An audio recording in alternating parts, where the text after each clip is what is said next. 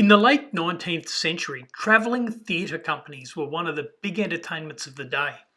Small itinerant theatre companies travelled the countryside, often performing a variety show with some short scenes from great plays and some singing and perhaps some dancing.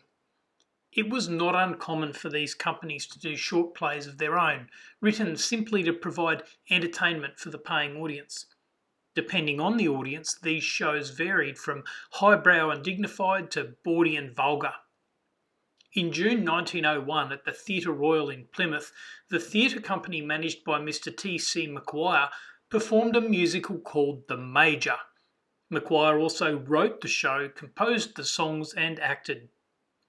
Unfortunately, the show seems to have been at the bawdy and lowbrow end of the spectrum, and this did not impress the theatre critic from the Western Morning News, who said, "Although it may be described as a play, The Major is composed of nothing but nonsense of a not very humorous character, while the music is far from attractive. The comedy would be very much improved had it a substantial plot, and were a good deal of the sorry stuff taken out of it, which lowers both the players and the play. The introduction of common, not to say vulgar, songs does not tend to improve the character of the performance, and the dancing, which forms a prominent feature, is carried out with very little gracefulness." McQuire sued the newspaper for libel, which nowadays we would call defamation. We don't need to go into the law of defamation, but one consideration in the lower court was whether the ordinary reasonable man would consider the criticism fair.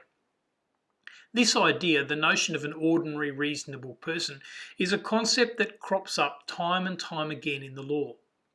In this case, the master of the rolls described the ordinary reasonable man as the man on the Clapham Omnibus. In other words, the ordinary reasonable man was the person who you might expect to be sitting next to you on the bus on the way home. Somehow this phrase really captured the idea of what we mean by a reasonable person. Nowadays, we remove the gender-specific language, but the reasonable person can still be thought of as the person on the Clapham Omnibus, and the phrase is still regularly used in judgments.